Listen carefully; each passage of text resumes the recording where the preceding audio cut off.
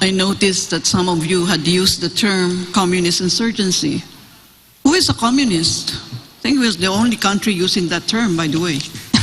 I don't think it's Sino ba yung komunista? wala na, Can we have some definition of terms? Okay. So, unless, we know what it is, let's just stop talking about a communist insurgency. You just have an insurgency. It is not a communist insurgency. The so-called communist countries are out and out capitalist. So, There's no please such stop thing. using the term communist. I agree. You cannot defend that. Thank you, Dr. Carlos. Reaction from Yusek Pimentel. I agree with Professor Carlos not to call them communist. Kagaya nung katanungan, kung ang mga NPA ba ay kalaban o kaibigan, ang sasabihin ko, ang mga NPA ay Pilipinong nangangailangan ng serbisyo ng gobyerno. Okay. Go ahead, Mr. Diaz. Going back to the NTF-ELCAC, I believe that if elected senator, I would use NTF-ELCAC to promote my advocacy of total economic emancipation to the common Filipino. That could be a very good thing. Thank you. Let's hear from Ms. Kiram. Yung tungkol naman sa kung ang NPA is kalaban or hindi. Sa nakikita ko, may pinaglalaban lang din sila. Hindi ko sinasabing ano sila ng gobyerno. Kaya lang may pinaglalaban sila na dapat pakinggan siguro ng national, ng gobyerno. Kasi mula noon hanggang ngayon, actually pawala na yung iba. Tayong sa mga generation namin pababa, hindi na alam kung anong ibig sabihin nun. So meron silang mga nire-recruit na mga mas bata. Tapos sumasama sila dahil may mga ideology na akala nila tama. Salamat. Quickly, Go ahead, just Dr. very Wei. quick. You've mentioned na may nire-recruit silang mga bata. So basically, you're talking about child soldier, no? Or warrior child. If ever you be elected as senator of this country, how would you address that in terms of legislation? Siguro po general knowledge sa mga sa schools, sa mga bata, pati na rin sa mga magulang na etong kailangan turuan po yung mga nakakabata sa atin kasi yung mga nag-aanong NPA or kung sino man na kumakalaban sa gobyerno, may mga pinaglalaban yan. Kaya lang, ang problema, hindi natin alam kung ano ba talaga. Nung unang panahon, yes, alam natin, pero ngayon hindi na kasi natin alam kung ano talaga. Anyone can answer the question about the issue of recruitment, no? Because she mentioned about recruitment of children, no? In terms of being child soldiers. So, if elected as senators, how would you address that? Go ahead, Senator Harnasan. It's a very important issue, no? When you talk about child's right, yeah. Dr. Ana, we might want to consider applying the power of information and communications technology to improve our data management.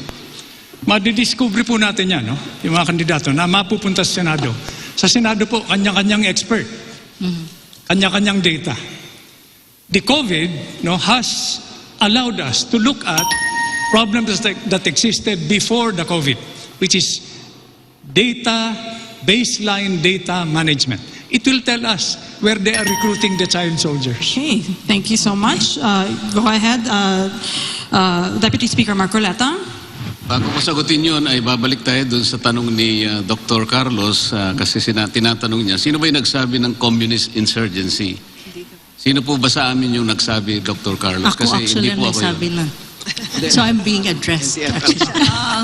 Siguro, dahil 75 na ako, baka nakalimutan ko kung sino nagsabi. So, Salamat po. It's wag okay, na lang it's kayo okay. pumamin. Basta natinig ko yun. Salamat. Balikan natin ang legislation about the child soldiers. Yeah, May warrior I children or- respond to Professor Carlos?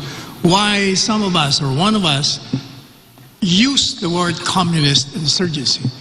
We must remember that there is such thing as Communist Party of the Philippines. They call themselves communist. They adopted communism as their ideology. They are espousing the same ideology that has been espoused by communist leaders of yesteryears. That is the reason why one or some of us are using the word communist insurgency. My main objection in regard to that is you attach the term to the term insurgency. And so when you do that, I agree with you. There's a Communist Party of the Philippines, there's Partido Comunista ng Pilipinas, but my concern is when you define the insurgency in terms of that ideological framework, which is not the case. That is the reason why, because I'm a political scientist, I'd rather that you use a little bit more precise term. Let's just call it insurgency, please, because it's not communist insurgency as communist from the theoretical framework of Karl Marx and other socialist thinkers. Para lang malinis, no? Yeah, I got Maybe- Thank you, Dr. Carlos. Again, About the child soldiers. yeah, before we go on a break, we would like to know How about... would you prevent recruitment of children, to participate in insurgency? In different aspects. As senators, let us say you're senators already, no? And you Yusek have to Pimentel? legislate a law to prevent that. So, how would you address that? Yes, sir? Ms. Pimentel first, yeah? Education is very important. At kung titingnan natin yung datos about the child soldiers, karamihan ng nare-recruit nilang mga child soldiers are members of the indigenous peoples. Dahil nga ang mga indigenous peoples have lesser access. Ito nga yung nais nating ipaglaban dahil yung ating mga IPs have no access to education dahil walang paaralan o kung meron mang paaralan, napakalayo sa kanila. At dahil dito, madali silang ma-recruit, madali silang mabilog ang kanilang mga utak. Okay. Any addition to that? Yes, yes. Go ahead, Secretary Panelo.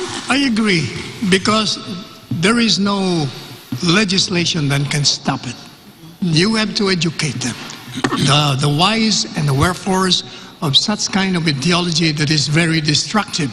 Wala po talagang kahit na maglagay ka dyan ng batas. Pag yung mga dahilan kung bakit umusbong ang rebellion at ang tinatawag na insurgency dito sa bansa ay naririyan pa rin, ay hindi nyo po matatanggal kahit na 1,000 batas ang ipasa natin sa Kongreso. Okay, salamat. Dr. Padilla. I just want to say I agree with both Yusek Pimentel and Mr. Panelo, Attorney Panelo. You cannot legislate that, no? Economic development is the answer. That's why we have to really give them economic development, no? And education. And the indigenous people have to be protected. We have to treat them special. We have to give them ways and means to earn a living. Once you have that, hindi na sasama sa mga insurgents. Kasi pera lang yan eh, It's more money than anything else. Walang ideology. Give them livelihood. Yeah. Mr. Jess Aranza. If you disperse economic development, encourage industry to locate branches or stay in areas, in far-flung areas where there are no developments, you will be able to develop, create a balanced development and income. You can achieve a more equitable distribution of wealth. Okay. We are about to wrap it up. Let's just hear from Mr. Marcoleta and Mr. Hanasan. Everybody knows that recruitment of insurgents is rooted in injustice. At ang injustice po ay maraming forma yan. Meron siyang economic deprivation, nakikita niya yung mga iba't ibang mga hindi magagandang nangyayari sa lipunan, wala siyang makapitan. Ito po yung problema. Kaya nga po, hindi natin malilegislate talaga yan. Pero yung LCAC, ito po ay isang approach na ginagawa ng gobyerno para sa ganun ma-address nga po ito. Kahit pa unti-unti, magsimula tayo at sa dako-dako roon ay makakamit natin yung inahanap nating tagumpay sa parting ito. Thank you. Go ahead. Senator Hanasan. Ma'am, babalik at babalik tayo sa data. Let's look at the demographics at family level. Okay. If we're looking at child soldiers, mas malalaho ang problema natin ngayon. WHO reports that 100 Filipino children die every day between the ages of 0 to 6 from malnutrition or malnutrition-related causes. So we're raising a new generation of mentally retarded children. Suppose one of them becomes senator, may problema na naman tayo.